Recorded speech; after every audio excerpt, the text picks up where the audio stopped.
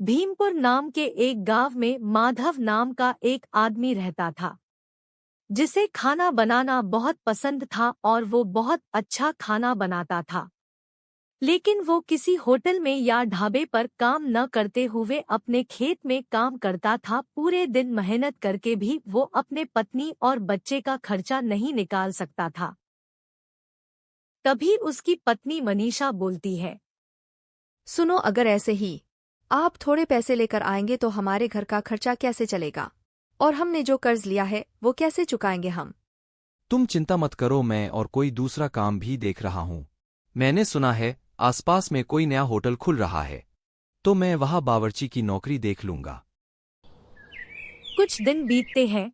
उनके गांव में एक शादी होती है, और शादी है तो खाना तो होगा ही। लेकिन जिनके घर की शादी थी उन्हें कोई अच्छा बावर्ची नहीं मिल रहा था। तभी उस घर का मालिक राजेश अपने नौकर से बोलता है, सुनो गोपाल, मुझे एक बावर्ची चाहिए जिसे अच्छा खाना बनाना आता हो। मेरे बहन की शादी है। हमारे गांव में एक माधव बावर्ची है, जो हर तरह का खाना बनाता है और उसके खाने का स्वाद बहुत अच्छा होता है। अच्छा, कौन से होटल में खाना बनाता है वो बताओ, मैं उसके हाथ का खाना खाकर आऊंगा। मालिक, वो किसी होटल में काम नहीं करता, वो तो अपना खेत संभालता है। क्या तुम उस बावर्ची की इतनी तारीफ कर रहे हो और वो खेतों में काम करता है? तुम मेरे साथ मजाक तो नहीं कर रहे हो? नहीं मालिक, वो बस उसकी मजबूरी है कि उसे खेत में काम करना पड़ रहा है। एक बार उसे बुलाइए, उसके हाथ का खाना खाकर देखना, फिर कहना। ठीक है भाई, कल सुबह तुम उसे लेकर आना। गोपाल माधव के घर जाता है और उसे कहता है, अरे माधव, खुश हो जाओ, तुम्हारे लिए काम लेकर आया हूं। अच्छा गोपाल भाई, कैसा काम?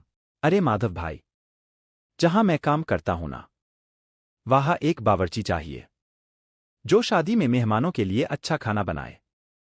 मेरे मालिक की बहन की शादी है, और मुझे तो पता है कि गांव में तुमसे अच्छा खाना कोई नहीं बनाता। मालिक ने तुम्हें घर बुलाया है। हाँ भाई, मैं तैयार हूँ।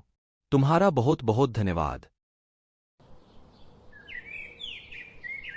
अगले दिन गोपाल माधव को लेकर अपने मालिक के घर जाता है। माधव बोलता है, नमस्ते मालिक, मेरा नाम माधव है। मैं बावर्ची हूँ। कल आपकी बहन की शादी है, तो बताइए कौन सा खाना पकाना है। अच्छा, तो तुम्हारा नाम माधव है। गोपाल तुम्हारी बहुत तारीफ कर रहा था।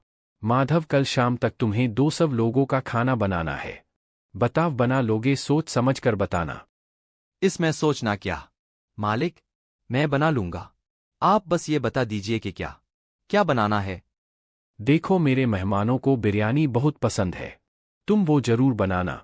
साथ में मलाई कोफ्ता, शाही पनीर, छोले और 1-2 चीज मीठे में बनाना।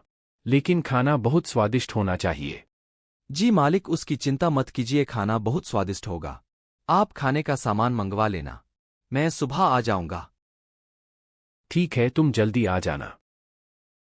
माधव अपने घर आता है, अपनी पत्नी को सब बताता है, जिस पर उसकी पत्नी बोलती है, जी देखिए, बहुत बड़ा काम है ये।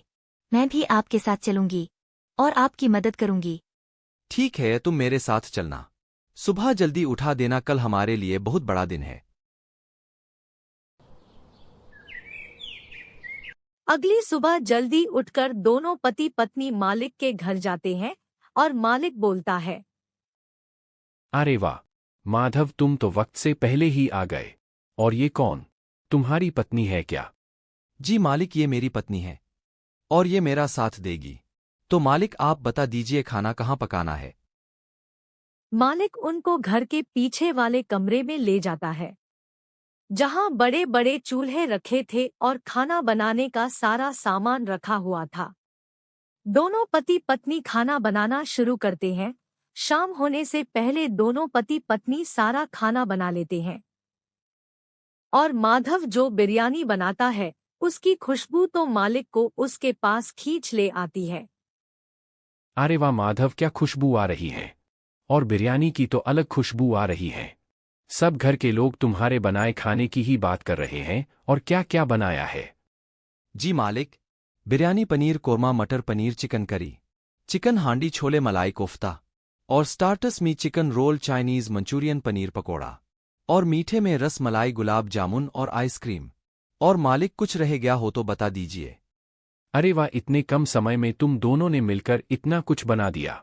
वाह वाह माधव, कमाल कर दिया भाई तुमने तो। सुनो, अब तुम कल आकर अपने काम के पैसे ले जाना। माधव और उसकी पत्नी साथ में खाना बनाकर अपने घर चले जाते हैं। शादी में मेहमानों को उनके हाथ का बना खाना बहुत पसंद आता है, जिसमें सबको बिरयानी सबसे ज्यादा पसंद आती है। हर कोई एक के बाद एक राजेश के पास आकर उनकी तारीफ करते हैं।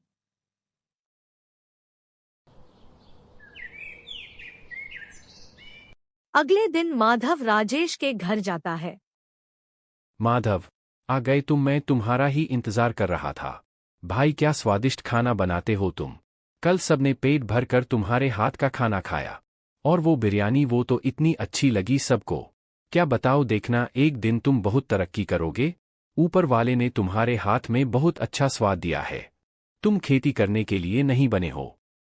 शुक्रिया मालिक, सबको खाना अच्छा लगा ये जानकर मुझे दिल से खुशी हुई। ये लो माधव, पूरे 30,000 रुपए हैं। मैं चाहता हूं इससे तुम कुछ खुद का काम करो। अपने इस खाने के हुनर को बर्बाद मत करो। पर मालिक, ये पैसे तो बहुत ज्यादा हैं। सच में मैं इतने पैसे कैसे ले सकता हूं आपसे? देखो माधव, ये कुछ ज्यादा पैसे नहीं हैं। इससे तुम अपनी बिरयानी बनाने का काम शुरू करो। देखो तुम कितना आगे जाते हो। मालिक शुक्रिया, आप मेरे लिए इतना कुछ कर रहे हो, बहुत बहुत शुक्रिया। और माधव घर आता है और सारी बात अपनी पत्नी को बताता है और मालिक की दी हुई सलाह भी बताता है, जिस पर उसकी पत्नी भी मान जाती है। और वो अपने घर से थोड़े दूर एक बिरयानी का ठेला लगाता है और सिर्फ 50 रुपए में स्वादिष्ट बिरयानी देता है। ये जानकर तो ग्राहकों की लाइन लगना शुरू हो जाती है। अरे वाह माधव भाई, केवल 50 रुपए में बिरयानी इतनी सस्ती कैसे दे रहे हो? बाजार में तो 100 रुपए से कम नहीं है, और खाने में भी इतनी स्वादिष्ट है। क्योंकि मुझे पैसों का लालच नहीं है, और जो भी 10-15 का मुनाफा हो जाता है उतना मेरे लिए बहुत है। माधव का व्यवहार देखकर और बिरयानी का स्वाद देखकर माधव अच्छे पैसे कमा लेता है और गांव में वो होटल खोल देता है, जिसमें वो बिरयानी के साथ साथ और भी खाने की चीजें बनाता है। ऐसे ही एक दिन राजेश भी उस होटल में आता है और बोलता है, क्या माधव, तुम इस होटल में काम कर रहे हो? सेठ जी, ये तो मेरा होटल है और मैं यहाँ तक आपकी वजह से ही तो पहुँचा हूँ। आपके दिए हुए पैसे से मैंने बिरयानी का ठेला लगाया था और वो लोगों को बहुत पसंद आया। अरे मेरी वजह से नहीं, उस दिन जब मैंने तुम्हारे बनाए खाने का स्वाद चखा था तभी समझ गया था कि एक दिन तुम कोई बड़ा काम करोगे। और देखो तुमने आज अपना होटल खड़ा कर दिया। अरे आप खड़े क्यों हो, आइए, मैं आपको अपने हाथ की बनी बिरयानी खिलाता हूँ, बैठिए। और इस तरह माधव ने मेहनत और लगन से अपनी गरीबी को दूर किया।